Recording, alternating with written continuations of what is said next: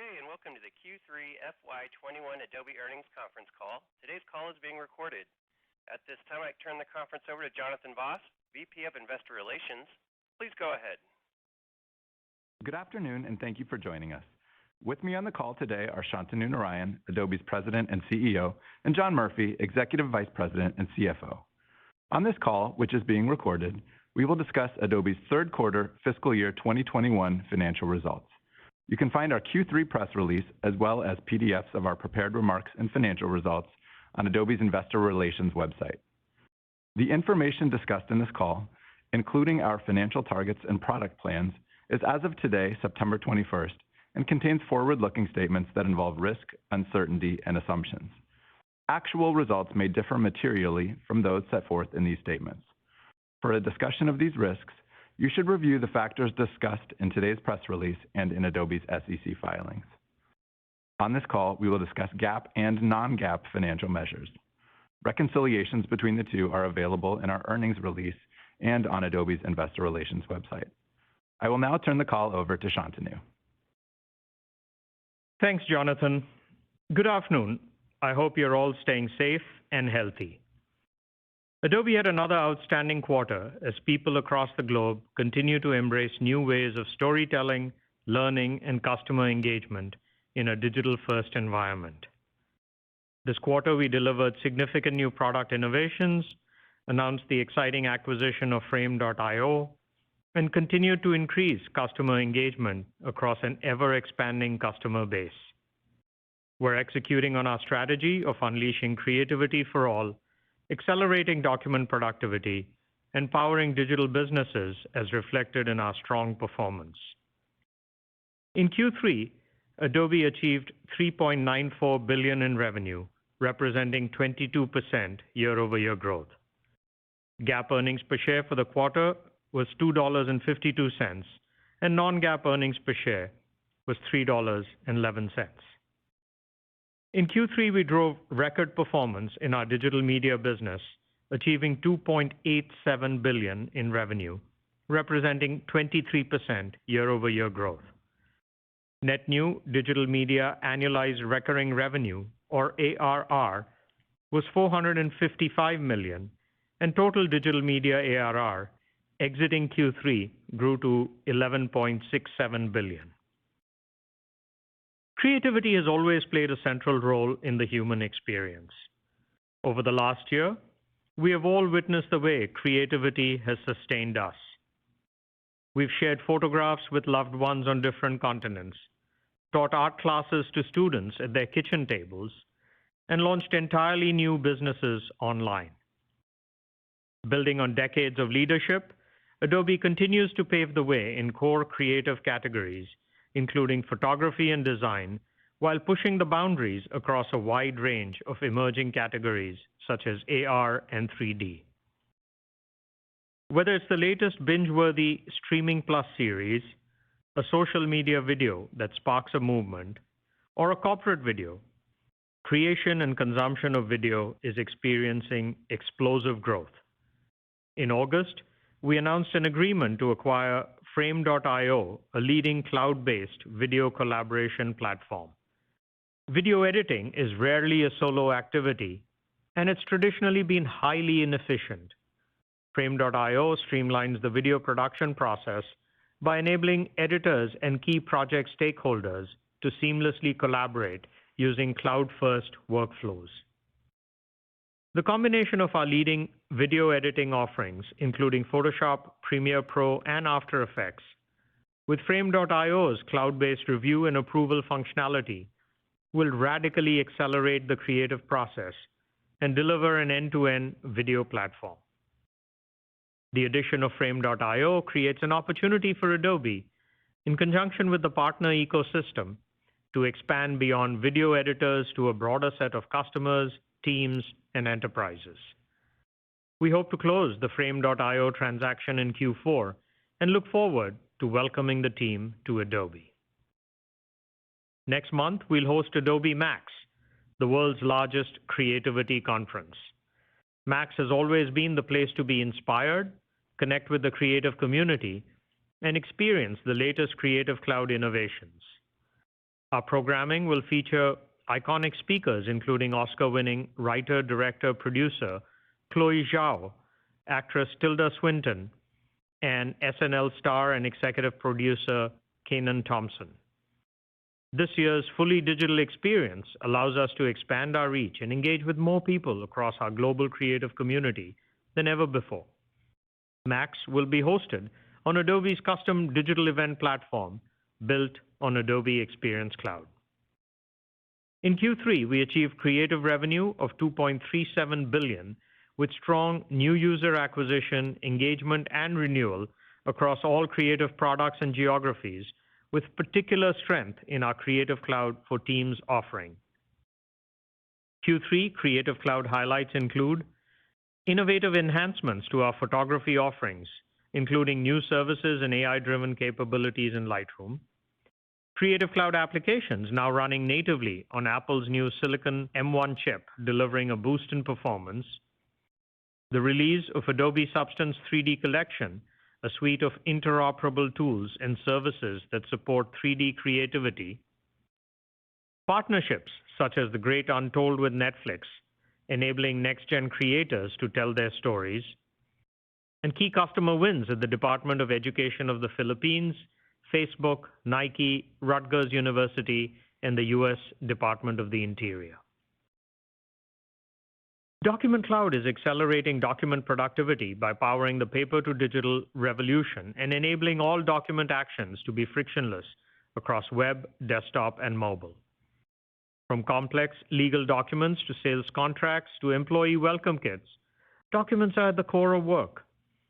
Using the power of AI with Adobe Sensei, Document Cloud is automating workflows and adding new value across all document verbs. In Q3, Document Cloud achieved record revenue of $493 million, growing 31% year over year. Driving this performance was increased unit demand for Acrobat subscriptions globally and strength in the SMB segment. Q3 Document Cloud highlights include continued adoption of Adobe Sign in Acrobat, with transactions growing over 10x in the last 3 years. Growth across Acrobat Web and frictionless PDF, which optimize the customer journey and capture organic, search-driven demand. Increased adoption and usage of mobile applications, including Acrobat, Scan, and Sign, with over 100 million monthly active users. Proliferation of Liquid Mode, an adaptive and responsive mobile experience with over 300 million PDF files reflowed in the last year.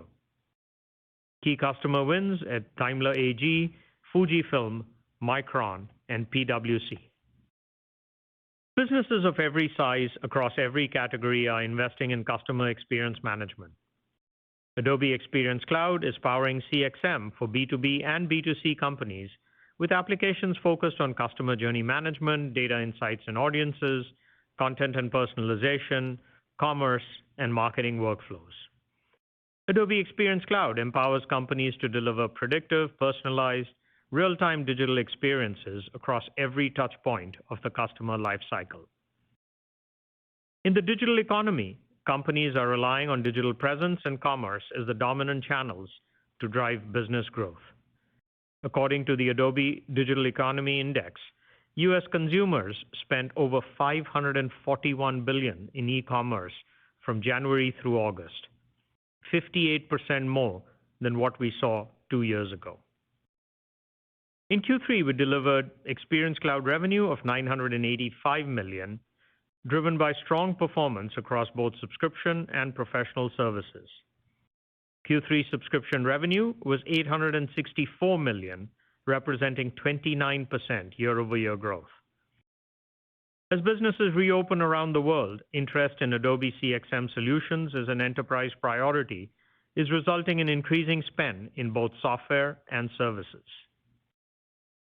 Q3 Experience Cloud highlights include product innovations, including new personalization capabilities in Adobe Experience Cloud to help customers move from third-party cookies to first-party data strategies. Workfront momentum, reflecting the need for workflow and collaboration to deliver global campaigns, and growing customer interest in a pioneering marketing system of record. Key partnerships in commerce with Walmart to integrate their omni-channel fulfillment technologies, and with PayPal to offer a robust, secure, and integrated payment solution for companies of all sizes.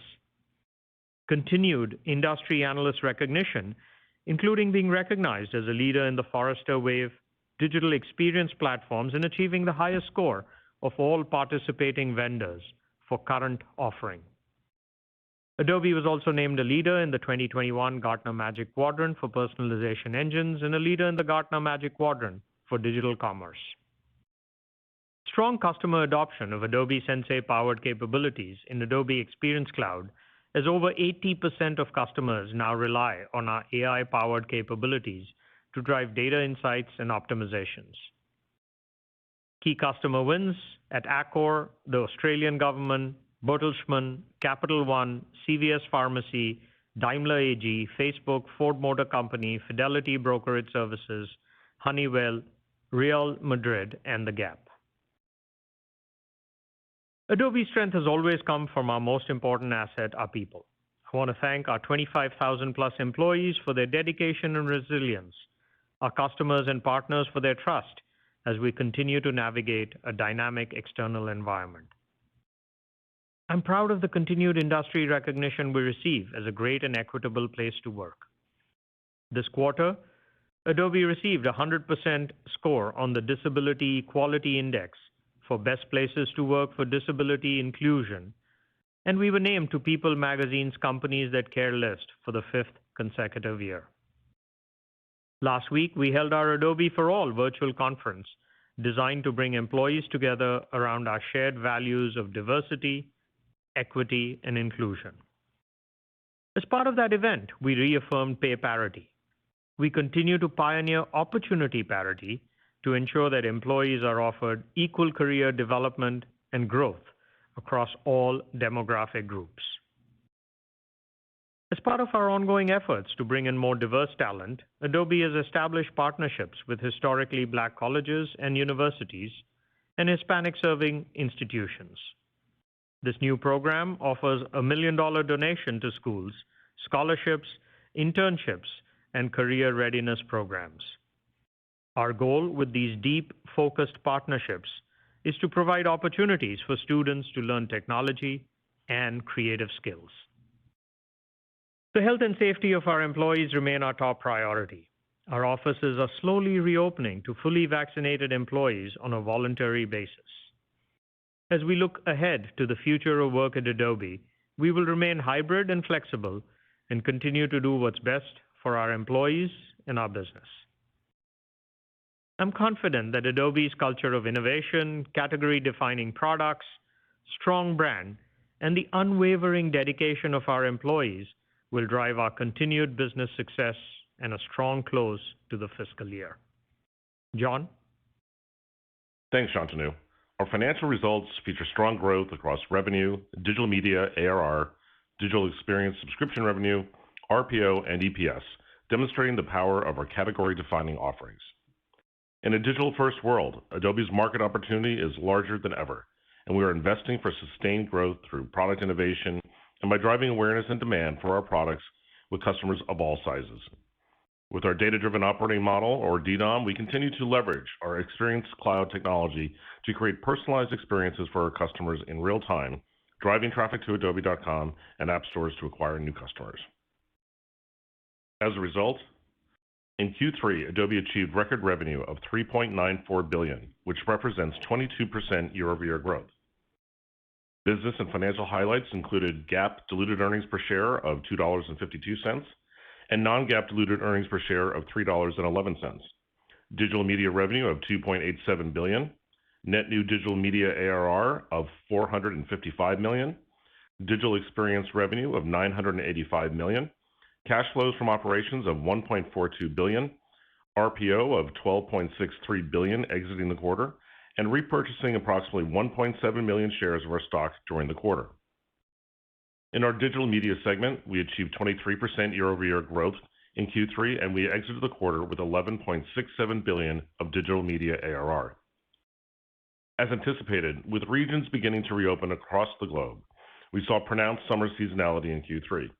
This is consistent with the experience of businesses across industries, as evidenced by data from the Adobe Digital Index, which showed that June and July marked the highest consumer travel season in 2 years. This correlated with lower web traffic while individuals enjoyed their summer holidays. We do see continued recovery in the SMB segment associated with the reopening. We achieved creative revenue of $2.37 billion, which represents 21% year-over-year growth, and we added $348 million of net new creative ARR. Our strong Q3 results demonstrate continued demand for our offerings and execution driven by our DDOM insights. Third quarter creative growth drivers included strong engagement, retention, and renewal across all creative products and customer segments, new user acquisition for Creative Cloud All Apps driven by global marketing campaigns, continued recovery in the SMB segment with our Creative Cloud for Teams offering, including through our reseller channel, driving subscriptions for our flagship products, including our photography and video applications on both desktop and mobile, and adoption of our 3D and immersive applications, including Adobe Substance. Adobe achieved Document Cloud revenue of $493 million, which represents 31% year-over-year growth, and we added $107 million of net new Document Cloud ARR in the quarter. Digital documents are essential to the changing nature of work, and we saw the paper-to-digital transformation continue in Q3 as Document Cloud remained our fastest-growing business. Third quarter Document Cloud growth drivers included adoption driven by the increased need to collaborate in a hybrid work environment, increasing unit demand for Acrobat subscriptions globally, strength in new licensing and renewal for our Acrobat for Teams offering in the SMB segment, and continued adoption of our Acrobat Web and Acrobat Mobile offerings. Turning to our digital experience segment, in Q3 we achieved revenue of $985 million, which represents 26% year-over-year growth. Digital experience subscription revenue was $864 million, representing 29% year-over-year growth. We continue to see subscription revenue acceleration in digital experience as large and mid-sized enterprises increase their investments in customer experience management. Business performance in digital experience during the quarter was driven by strong deal volume, including several large Adobe Experience Platform deals, momentum in Adobe Commerce with strong revenue growth and new customer acquisition, merchant services growth through new strategic partnerships, increasing adoption of our Workfront and customer journey management offerings, strong customer retention as we focus relentlessly on value realization for our customers, and demand for Adobe's professional services. Operating expenses increased in Q3 as we continued to make strategic investments and increase headcount. We began to reopen our facilities and return to moderate levels of business travel. The majority of our employees continue to work from home, while the return to business travel is expected to ramp slowly, and we expect to further ramp our hiring in Q4. From a quarter-over-quarter currency perspective, the impact of FX net of accounting for hedging activities caused a sequential currency increase to revenue of $10 million. From a year-over-year currency perspective, the impact of FX net of accounting for hedging activities caused a currency increase to revenue of $80 million. Adobe's effective tax rate in Q3 was 14.5% on a GAAP basis and 16% on a non-GAAP basis. The sequential reduction in our GAAP tax rate is primarily due to a decrease in U.S. tax accrued on foreign earnings and tax benefits associated with share-based payments. Our trade DSO was 36 days, which compares to 37 days in the year-ago quarter and 35 days last quarter. RPO grew by 22% year-over-year to $12.63 billion exiting Q3, benefiting from strong enterprise licensing during the quarter. Our ending cash and short-term investment position exiting Q3 was $6.16 billion. Cash flows from operations in Q3 were $1.42 billion, sequentially down from Q2 due to increases in prepaid expenses, income tax payments, and a decrease in accrued expenses. We repurchased approximately 1.7 million shares in the quarter at a cost of $1 billion. We currently have $14.1 billion remaining of our $15 billion authority granted in December 2020, which goes through 2024. The following Q4 targets factor current macroeconomic conditions and typical year-end seasonal strength, including an expected increase in back-to-school spending and year-end enterprise licensing strength. Total Adobe revenue of approximately $4.07 billion, digital media segment revenue growth of approximately 20% year-over-year, net new digital media ARR of approximately $550 million, digital experience segment revenue growth of approximately 22% year-over-year, digital experience subscription revenue growth of approximately 26% year-over-year, tax rate of approximately 17% on a GAAP basis and 16% on a non-GAAP basis, share count of approximately 480 million shares, GAAP earnings per share of approximately $2.52, and non-GAAP earnings per share of approximately $3.18. Given Adobe's year-to-date performance and our Q4 targets, we are clearly on track to exceed our updated annual targets for fiscal 2021 provided in March. With the massive opportunities across creativity, digital documents, and customer experience management, we continue to invest and drive strong business results. I will now turn the call over to the operator to take your questions. Thank you. Ladies and gentlemen, if you'd like to ask a question, you may do so by pressing *1 on your telephone keypad. If you're using a speakerphone, please make sure your mute function is turned off to allow your signal to reach our equipment. We do ask that you please limit yourself to one question. You may then re-enter the queue by pressing *1 after your initial question has been answered. Thank you. Again, please press *1 to ask a question. We'll pause for just a moment to allow everyone an opportunity to signal for questions. We'll take our first question from Alex Zukin with Wolfe Research. Please go ahead. Hey guys, thanks for taking the question. Maybe just can we double click on the seasonality commentary in the quarter?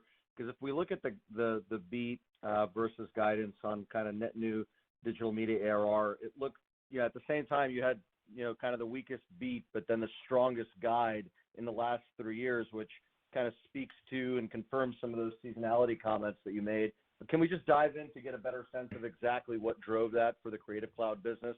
And then separately, what you're seeing in the enterprise adoption, particularly around AEP and on the CDP front that's driving some of the really strong guidance there.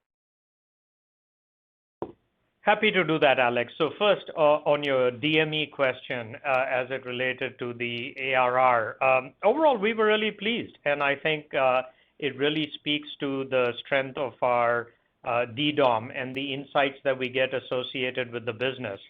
I think going into the quarter, we had expected that the consumer, with a little bit more return to normalcy, as was happening in the environment. Now, this may have been a little prior to the Delta variant, that we expected, travel to increase, and therefore, as a result, as summer seasonality and summer holidays was really sort of a 2-year, time off from what they had to do. So, as expected, we saw a little bit of less web traffic on that particular front.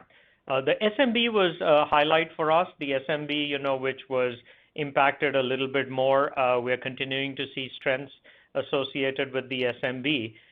And to your point about the guide, I think our optimism and the relevance of our products and what's happening with digital as a tailwind really leads us to guide, as you pointed out, to 550, which would be the largest ever guide that we've given for a Q4. And if you take a step back, relative to the approximately 1,750 ARR guide that we had given at the beginning of the year, or the 1.8 billion that we'd given in March, we're going to exceed easily all of those numbers. So as it relates to individual categories, imaging continues to do really well, video continues to do well, the Acrobat business, which is reflected both in the Creative Cloud and the Document Cloud, is doing well. Max is going to be an exciting. So net, I would say that the growth prospects for that particular business and the growth drivers remain intact. But again, very much in line, and this is what we feel good about the insights that we're getting on the business. So that's to answer your question on DME. And again, remember, we have a seasonally strong quarter in Q4 for DME. The enterprise deals tend to be a Q4. We also see education start to ramp up in Q4. So that hopefully gives you some color as to what happened in Q3 and what we expect in Q4. And on the DX side, to your second question, really pleased with what we saw in the adoption of the Adobe Experience Platform and the applications on top of that, the Adobe Journey Optimizer, the Customer Journey Analytics, continue to see strength. I think we're very unique and differentiated in the platform that we have, the real-time nature of what we are doing with personalization. And again, I think if last year there was a lot of interest in that particular digital transformation and customer experience management, I think people recognize that this needs to be an enterprise spend priority for all of the businesses irrespective of size, which is why both in terms of the Q3 performance as well as the Q4 targets, we continue to think that digital experience will also do well. So hopefully that gives you color on both, Alex. It does. Thanks a lot, Shantanu. We'll take our next question from Kirk Materne with Evercore ISI. Please go ahead. Yes, thanks very much, and congrats on the quarter. Shantanu, I was wondering if you could expand a little bit more on a couple of the bigger experience platform wins that you had. Were these existing customers competitive? And I guess if you had to step back, what's helping you all win these kind of larger deals? I was also impressed with 80% of your clients seem to be using some of the AI power capabilities, which seems to be a really high uptake rate or take rate. So we're just kind of curious if you expand on some of those larger enterprise experience platform deals you had this quarter. Thanks. Sure, Kurt. And at the end of the day, I think the macro trend that everybody is finding is that a digital presence and commerce and data and insights and analytics is absolutely sort of table stakes for anybody doing business. And so I think everybody started with a website, everybody started with the analytics, but I think where we've delivered the Adobe Experience Platform and what we are talking about, our personalization, I think that's a key differentiator. And whether you're a B2B company or a B2C company, you just have to invest in this particular business. And I think the team's done a particularly good job both of messaging in different industries. The healthcare industry, for example, continues to do well, and there's more interest associated with that. The consumer businesses are starting to see a little bit of a comeback as there's a little bit more normalcy. And so, a lot of them, we're going after existing customers, we're going after new logos and, selling more. But I would say it's the strength of the experience platform, the ability to have these profiles, the behavioral data that we're collecting in real time, the marketing message associated with telling them that they really need to focus on getting their first-party data to be an asset that they could put on their balance sheet, and the nature of what's happening with digital commerce. I think all of those are trends. And then we win, the deals because of the strength of our offering and the fact that we're a really pure play marketing that is, significantly differentiated relative to anybody else. Thank you. We'll take our next question from Greg Moskowitz with Mizuho. Please go ahead. Okay, thank you very much for taking the question. Shantanu, I know that you only have 3 quarters of data thus far, but is Workfront driving larger average deal sizes in DX? Is that something that's already showing through? It's a great question, Greg. And, maybe as I had responded to Kurt as well, I should have talked about, the big thing that we're hearing from our customers in that space, Greg, is they have more and more campaigns. They want to do agility of the campaigns. These are global. And how do they not only have an integrated suite of products, but how do they get the workflow to be more efficient, especially as you're all, working in a hybrid or working from home environment. So Workfront is definitely helping us. It's helping us with existing customers. It's helping us with deal sizes. And in many ways, it's the glue both to enable, if you have people, technology, and processes, it's helping with the processes part. But, the promise of what we've also said there in terms of this pioneering marketing system of record, that's another area for the interest. And I think this was always a great company. I think they were looking to become more general purpose. I think what Anil and the team has done of really focusing on marketing workflows and solving it for all of the different personas, that's definitely resonating. But all of the large deals that we do, Workfront's definitely a part of the interest and a part of, the bill of materials associated with that. Very helpful. Thank you very much. Thanks, Greg. We'll take our next question from Keith Weiss with Morgan Stanley. Please go ahead. Excellent. Thank you guys for taking the question and very nice quarter. It may be digging in a little bit more on the M&A side of the equation. We've definitely heard really good things about Workfront getting into a lot of deals up front. Perhaps can you characterize sort of the performance of Workfront versus your expectations and kind of the contribution you're seeing in the quarter? Secondarily, with Frame.io, Just for clarification, is that in the forward ARR guide? So is that included in the 550 for Q4? And then perhaps more broadly, just on M&A strategy, the last two big deals seem to have a common thread in terms of collaboration. Is that just a sell-side analyst putting together two data points and drawing a trend line, or is that sort of a particular area of focus for Adobe in terms of adding to the portfolio on a go-forward basis? Thank you, guys. So Keith, I actually think there were three questions in that. So let me, parse each one of them. First, I think as it relates to Workfront, we're very clearly targeting a need that exists. And, we had originally, I think, said something like Workfront would do 140 or 150 in revenue for FY21. And then I think we've said that it's on track to significantly beat that, and that continues to be the case. As we do these larger deals, Keith, we don't break out Workfront, and so that's the way we think of the business, but Workfront is definitely appealing to that. Your second question as it relates to Frame.io, no, it is not in the ARR guide. I mean, clearly, until we close the deal, we would not, and so when that happens, as we said, we expect that to happen in Q4. We'll certainly update you on what that happens, as it relates to Frame. But we're excited about that. And your third question, as it relates to collaboration as a theme, it's part of what we've been talking about for a while. If you remember what we've done with XD in terms of being able to do live editing, I think what we've done with the multi-surface applications where our applications run on mobile devices or iPads or tablets as well as desktops.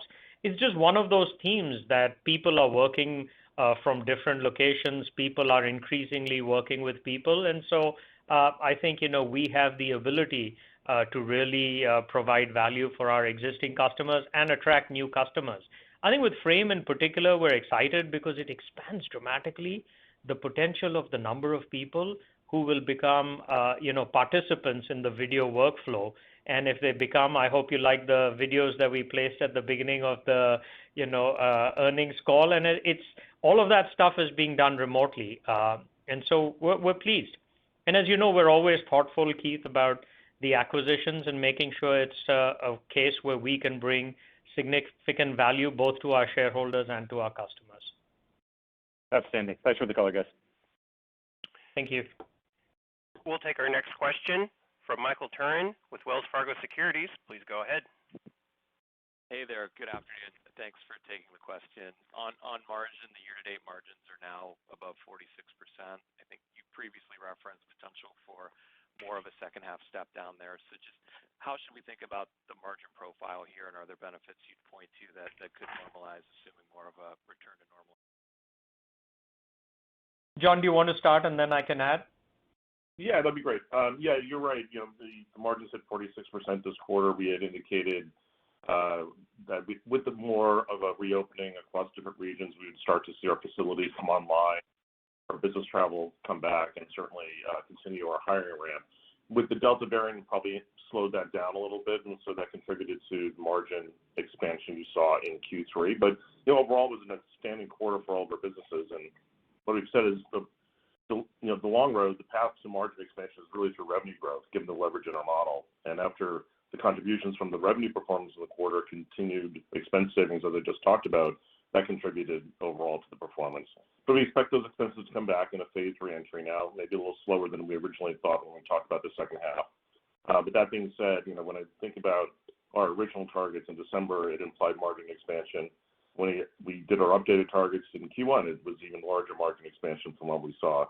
But we're executing against these huge market opportunities, and we'll continue to do that with an eye on that continued top line growth. Such as areas that Shantanu touched on, which is 3D and immersive, Adobe Experience Platform, Sign, Stock, Mobile, all of that.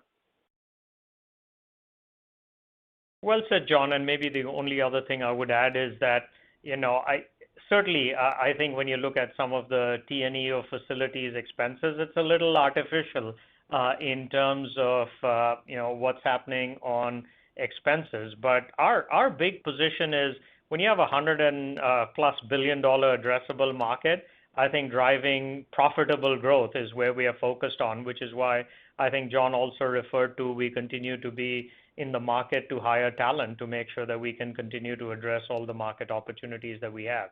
And so, we're focused on driving profitable growth. Thank you.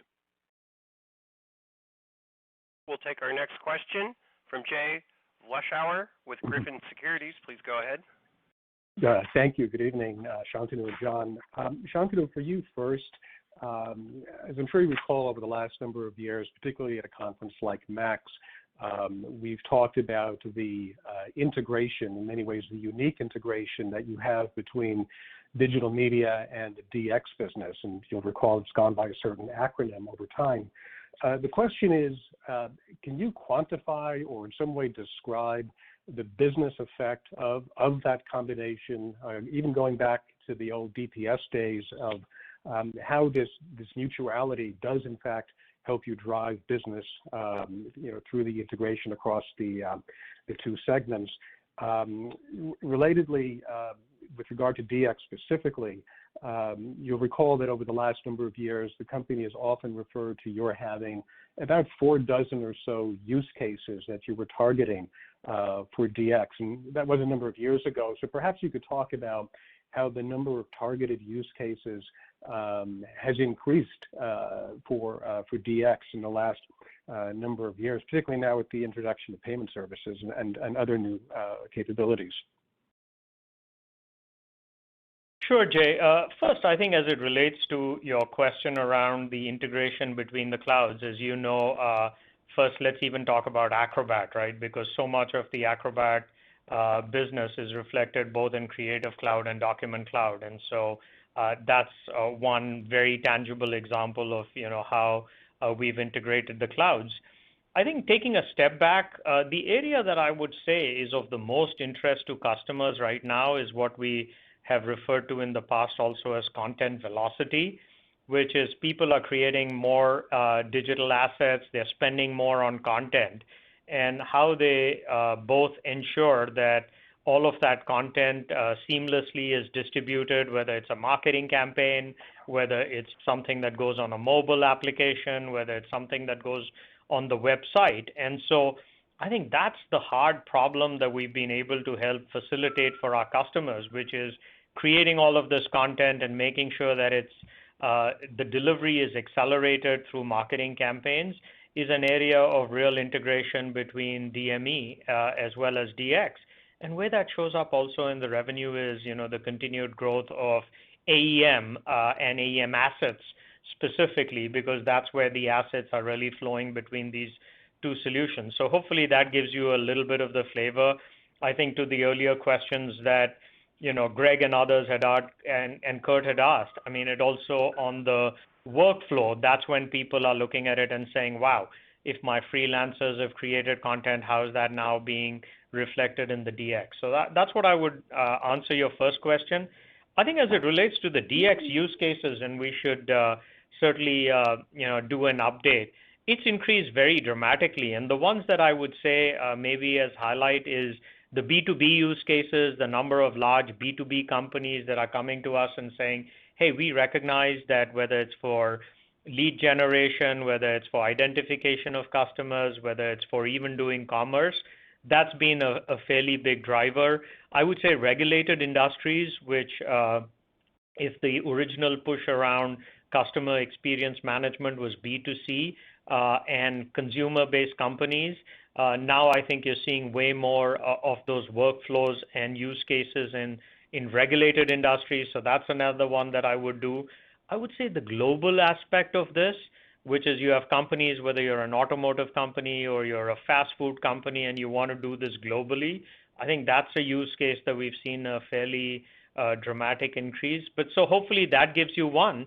And then this is where the partner ecosystem candidly also is driving so much more. And so the partner ecosystem is also building a lot of their value-added solutions on top of our horizontal platform. So, net, I would say, it doesn't matter what business you are, what size you are, part of DX is relevant to what you need to do in order to engage with your customers. Thank you very much. We'll take our next question from Saket Kalia with Barclays. Please go ahead. Okay, great. Hey guys, thanks for taking my question here.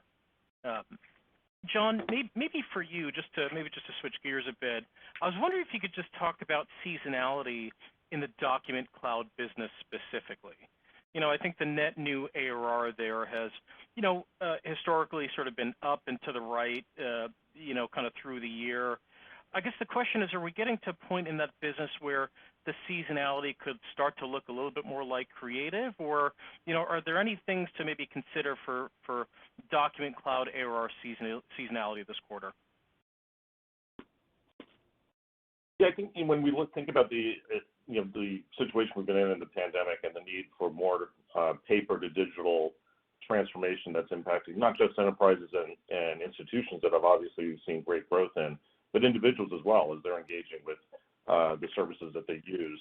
As we said, I think when you look at the individual offerings that we have across Creative and Document Cloud, we just saw a little bit lower web traffic there, but that's associated with, we believe, with individuals enjoying their holidays, and it's pretty indicative using our own Adobe Digital Index data that showed that June and July were the highest travel months in 2 years. So I think that seasonality is hitting it a little bit, but again, we've got such a strong presence in both institutions, educational, governments, and enterprises on Document Cloud that we still see great growth and strength, and it's demonstrated in just the continued growth of that business, which is our fastest growing business right now. Very helpful. Thanks. You bet. Thanks, Saket. We'll take our next question from Ken Wong with Guggenheim Securities. Please go ahead. Great. Thank you for taking my question. This one's for you, Shantanu.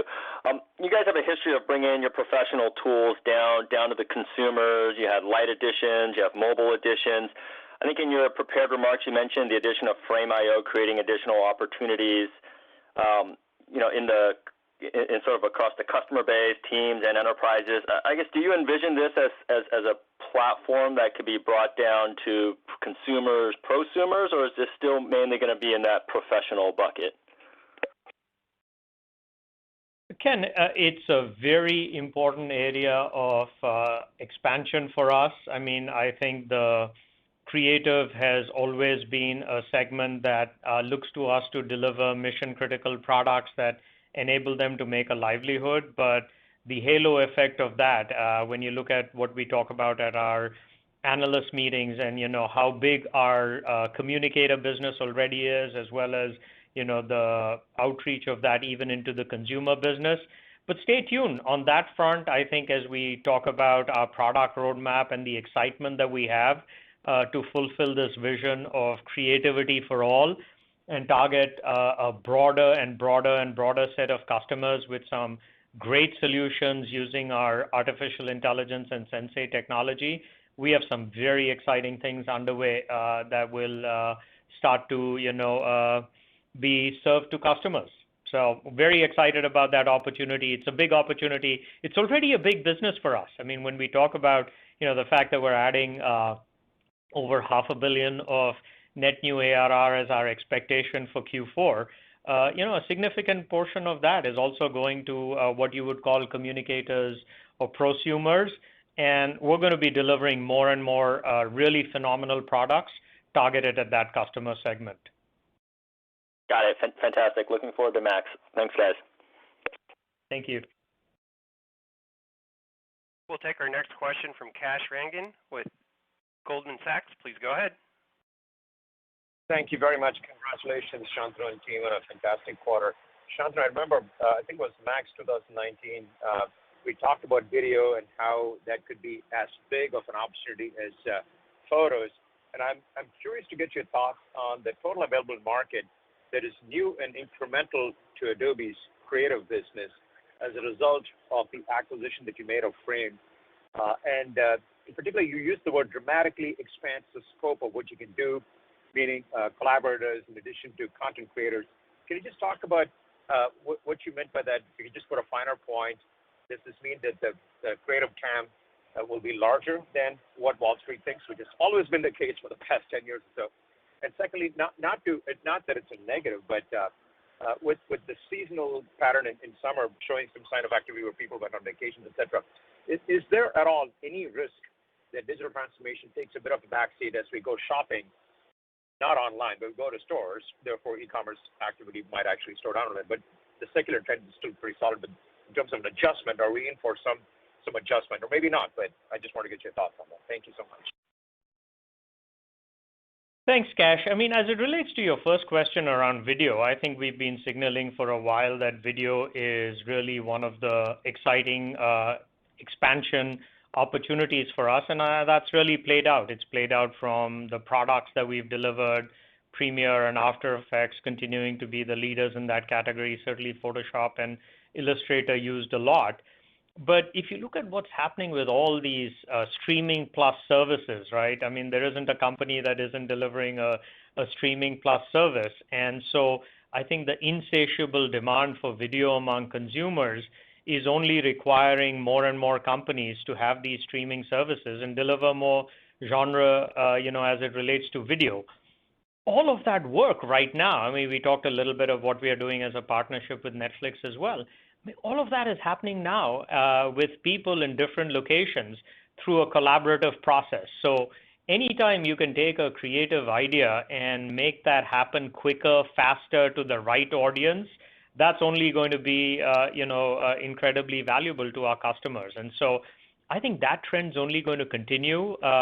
And so, we feel really good about what's happening in that particular space with video. Frame. We used to use Frame a bunch in the production of our own videos, and it's been exciting as we've talked to different people who, after the acquisition of Frame, have come and said, hey, Adobe, that's such a great product, but we think we can do more with it. So, I think that gives us a lot of optimism around whether it's the scriptwriter, whether it's the reviewer of that, whether it's a creative agency, just being able to, or all the corporate videos that's being done. And so certainly I think as you add that as a enterprise product as well, you can certainly get, a lot more TAM associated with it. We will update our TAMs, Kash, as we typically do.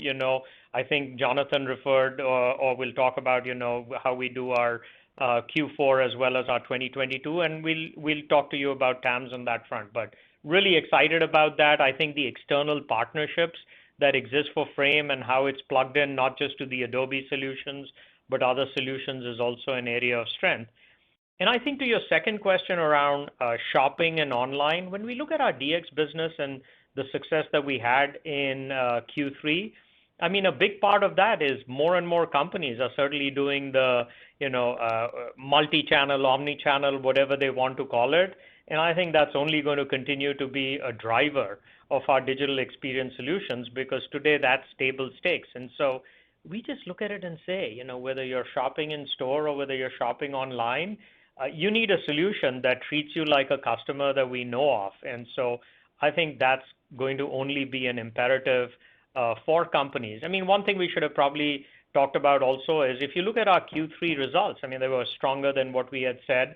There were a couple of non-recurring items as part of that. And, some of that actually had to do with usage in commerce. And so, we are seeing that usage also ramp up. So I just wanted to get that also out there as we talk about the shopping online and shopping in a store. And in terms of the demand for our DME solutions, we expect, as we said, the seasonal Q4 will be the strength. And, as education comes back and there's more and more end of quarter activity, not just within Adobe, but all companies, that's going to lead to increased demand and acceleration. Sounds fantastic. Thank you so much. Thanks, Kash. We'll take our next question from Derek Wood with Cowen and Company. Please go ahead. Oh, thanks for taking my question. John, I wanted to come back to the Document Cloud business because it looks perhaps to me that there was some outsized strength from licensed products that may have been in lieu of revenue coming from ARR products. And I think you can see this with total Document Cloud revenue growth actually accelerating, even though total ARR growth decelerated. So is that the right assessment? And should we be looking at total revenue, not ARR? And I guess, if so, is there any reason for a mix shift towards more licensed products? And as you look into Q4, given it's a big ELA quarter? Should we expect that to continue? Yeah, no, I mean, certainly, yeah, I think you're going to see strength in ELA, as Shantanu and I spoke of in terms of Q4. We did see seat expansion, in Q3 as well. But, we're still migrating a base of customers as well. So, ARR is still going to be important for us, and we want to drive more ARR. I think the strength in ARR growth, frankly, over the last over a year really has been really impressive. It's always going to give us, this opportunity to drive healthy subscription growth, but ELA are not going to give us outsized revenue in Q4. It's going to be, sizable, contribution, but we're driving subscriptions, and that's the strategy. And we do still have customers that buy perpetual, and so there'll be some fluctuations in that. Yeah, got it. Okay, thanks. You bet. We'll take our next question from Parker Lane with Stifel. Please go ahead. Yeah, hi. Thanks for taking my question. Shantanu, I was wondering if you could talk about the nature of creative wins in the public sector with organizations like the Department of Interior. What have these type of organizations historically relied upon for creative needs, and how fully are they embracing the features of the Creative Cloud versus using maybe a particular application like Photoshop or a distinct set of applications? Thanks. To your point, I think public sector has always been an important part, but I think it's just the amount of content that people are creating is increasing, and when the amount of content that people are creating, then content management becomes an important issue, workflow becomes an important issue, and standardization of the products. And one of the things we did really well is what we called our named user deployment, and how, when we have these enterprise licensing agreements, we offer enterprises the ability to download and distribute within the companies. And the more we do training and evangelism of the products, that leads to adoption. So I would say, there's an element of standardization, there's an element of more content. I mean, even if you're a public sector company right now, I mean, what you transact online is becoming dramatically greater than it's ever been because the physical presence is, seeing cutback as a result of what's happened in the pandemic. So I think all of those are macro trends that are going to continue. But we've also done a really good job of actively making sure we evangelize what these solutions are good for. We do more training within these enterprises. We allow these named user deployments, as I said, which then leads to true ups and the ability to get them into higher bands. So I think the execution on the sales front associated with going into these enterprises, that's getting better and better. Great feedback. Thank you. Operator, we're coming up on the top of the hour. We have time for 2 more questions. Thanks. Thank you. We'll take our second to last question from Brad Sills, Bank of America Securities. Oh, great. Thanks, guys, for taking my question here. Just with your view across the broader marketing stack here with Experience Cloud, I'm curious what you're observing with regard to, these customer 360 initiatives. Are you finding customers are taking more of multi-product deals here to get that view across multiple channels here, e-commerce, marketing automation, CMS, you've got workflow automation in there. Are there any combinations of any of that you're seeing, trending more recently than in the past? Thank you so much. It clearly has been a push for us, Brad, in terms of, what we are doing, which is how do we sell the entire suite offering. And I think every year we give you an update on how that is actually indeed how we are selling it. And so from our perspective, the marketing stack, what's completely unique about us is the data and insights that we're getting, the ability to do commerce, and the digital presence.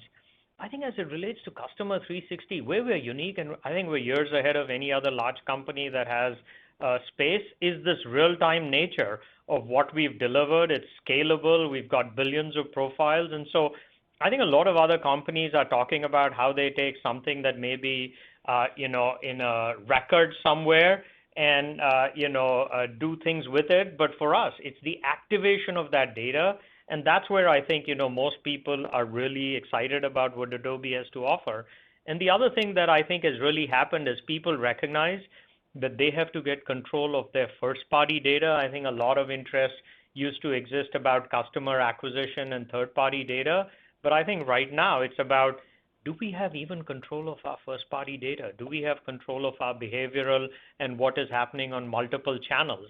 And the fact that that can be very easily answered as it relates to what we have done with the Adobe Experience Platform. And last but not least, I mean, remember, we're the only company that can go in and say, hey, we have a B2B business and a B2C business. And when we talk about how we are using this in terms of the playbook on adobe.com, I think that really opens up a lot of people's ideas as to how they can use this and utilize it. And so I think the playbook that we delivered for DDOM earlier this year and how we talk about what they can do, I think that really resonates with customers. That's great to hear. Thanks, Shantanu. Thank you. We'll take our final question from Brent Thill with Jefferies. Please go ahead. Shantanu, the DX growth accelerated from Q2. Can you just walk through the drivers of what you're seeing in terms of that acceleration? And maybe for John, just as it relates to seasonality with Magento and Commerce into Q4, anything to keep in mind there, or do you just feel like you keep powering through these tougher comps given the tailwinds you're seeing in that business? Thanks. Yeah, Brent, I think what really drove that revenue was both subscription as well as the services. And as you know, for the services, we're again really reliant on a large partner ecosystem. But if over the last 18 months, as we've always talked about, the interest is high. Now they're all implementing it. And so, as they continue to implement it and as they continue to say, we need to invest in these solutions, I think that's driving it. And I think to your point, if you take a step back, we, I think, guided to something like 19% revenue at the beginning of the year and 22% in subscriptions. We then increased that in March to 20 and 23 respectively, and we just posted 26 and 29. And so, and if you look at it for Q4 as well, as you point out with the large comps, we continue to be excited about that opportunity. So I think this is front and center. It's an enterprise priority. And I think since people are saying we've got to deal with this new reality, there's no time to waste in terms of implementing it. Again, there were, as we said, a couple of non-recurring items. Some of those had to do with usage in commerce, and that actually is also indicative. That may be a little bit more, depends on the quarter, but it's up and to the right as far as we are concerned in terms of the business opportunity and the, and the business. Thank you. And Brent, I'd say oh, good. No, go ahead. Sorry, John. I didn't hear you. Yeah, no problem. I was just to come over the top on that and on Brent's question on seasonality related to commerce. Of course, Q4 is a strong commerce quarter anyway, given the holidays spending time. So, we're excited about the opportunity there as well. It's just, as Shantanu said, it's up and to the right. I think we have great momentum. And overall, since that was the last question, I mean, again, I think we were really pleased with our performance in Q3. We do expect a strong end of year for our business, as you saw from our targets. It's clear that we're in this unique position that we have 3 large growth opportunities ahead of us, and we're executing well against all 3 of those. And the innovation and the roadmap that exists across all 3 of those clouds just gives us continued optimism that we will serve our customers well, and we feel fortunate.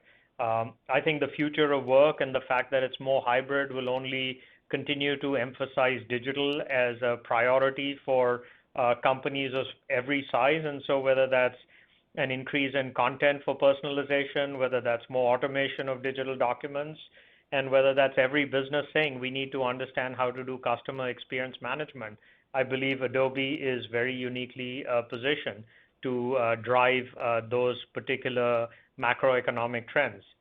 But thank you for joining us today. We look forward to Max as well as the Q4 earnings call. And with that, I will turn it back over to Jonathan. Thanks, Shantanu, and thanks everyone for joining us on the call today. As we mentioned in the press release today, we look forward to connecting with you again on Thursday, December 16th for our Q4 earnings and virtual Financial Analyst Day. We will be sending out more details in the coming weeks. And if you have any questions, feel free to contact us at ir@adobe.com. I look forward to speaking with many of you soon, and we appreciate your interest in Adobe. This concludes the call.